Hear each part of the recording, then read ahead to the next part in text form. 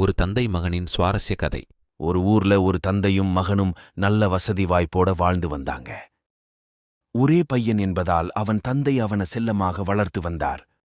அந்த பையன் நன்றாக படித்து இப்போது ஒரு நல்ல வேலை பார்த்து கொண்டிருக்கிறான்.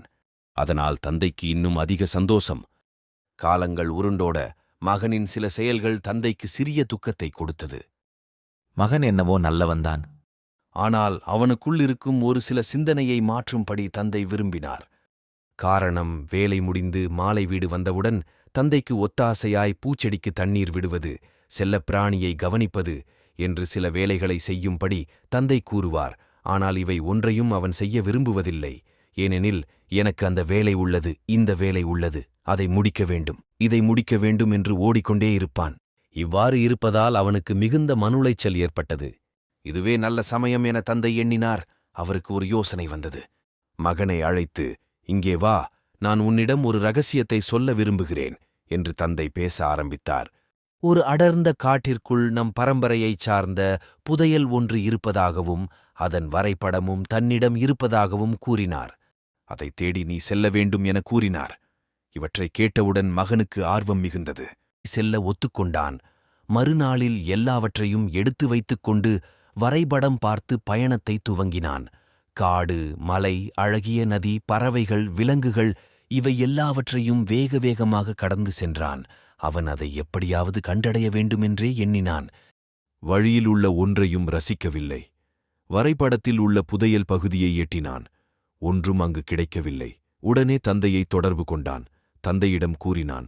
ஆனால் தந்தையோ, நான் சொன்னதெல்லாம் பொய், அங்கு ஒன்றுமில்லை, நீ திரும்பி வந்துவிடு என கூறினார். கோபமடைந்த மகன் மறுபடியும் வந்த வழியே வீடு திரும்பினான்.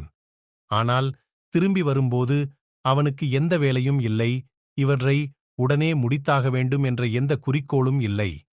எனவே வழியருகே உள்ள மரம், செடி கொடிகள், இலைகள், பூக்கள், பறவைகள், நதிகள், வண்ணத்துப் பூச்சிகள் எனக் காட்டில் உள்ள அனைத்தும் ஒன்றுவிடாமல் ரசிக்கத் தொடங்கினான்.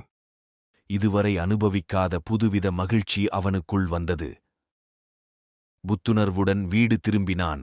தான் இவ்வளவு காலத்தையும் தன் வேலைக்காக மட்டும் ஒதுக்கி, தன்னை சுற்றி உள்ள ஒன்றை கூட கவனிக்காமல் இத்தனை காலம் வாழ்ந்ததை எண்ணி மனம் வருந்தினான். வீட்டில் வந்தவுடன் தந்தையை கட்டி அணைத்தான்.